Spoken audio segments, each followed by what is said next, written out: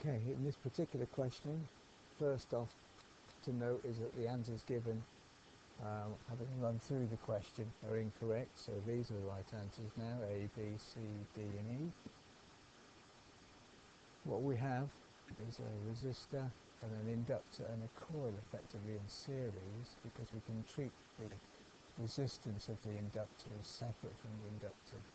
So what we need to do is calculate the inductance of the reactance of the inductor and the capacitor. So I will draw it. There it is, the information drawn out in the circuits, and then there's two approaches. I'll run through both. One is just to consider, well, we've got to find the reactance of the capacitor and the inductor.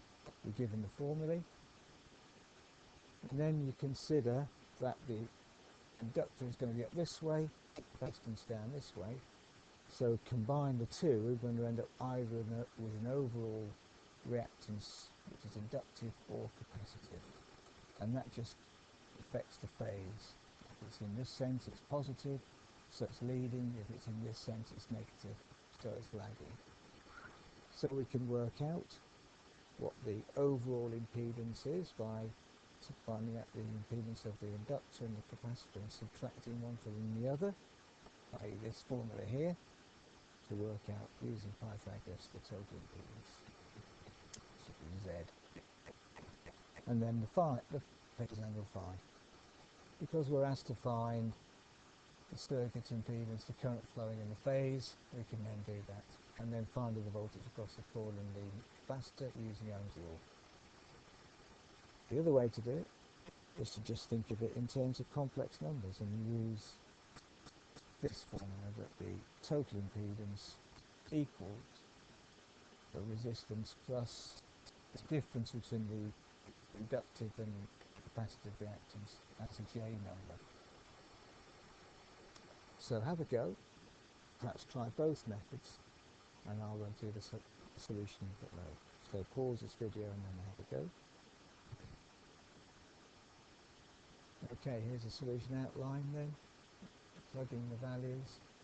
We've got a frequency of 100 Hertz, capacitance of 40 microfarads, so that's 40 times 10 to the minus 6, gives us a reactance of 39.8. Again, frequency of 100, inductance of 8 millihenries, so gives us a reactance of 5. So the total impedance is going to be XL 5 minus 39.8, which is 34.8. So if we think of this as our right angle triangle, where this is the total impedance, then using Pythagoras we get 35.7 ohms. So we can calculate the current using Ohm's law, 200 over 35.7, 5.6, and the phase angle is the 34.8, which is the reactance over the resistance, which is 77. But it's lagging because it's in the capacitive sense, so 77 degrees. And then using Ohm's law, we could find the voltage. Current times reactance gives 28 volts across the inductor and across the capacitor, 222.9, which is greater than the total voltage, but it's to do with the fact that these voltages are in phase or out of phase with each other. So more to it than just the size of the voltage, as we've discussed.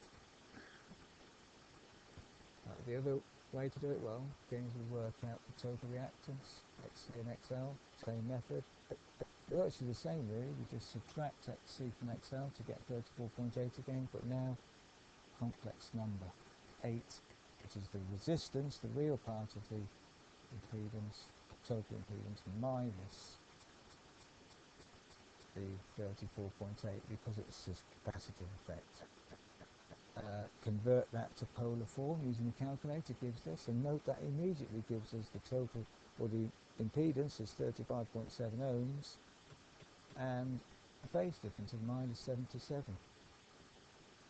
And so then we can carry on as before and work out the voltage across the current rather, and the voltage across the capacitor and the inductor.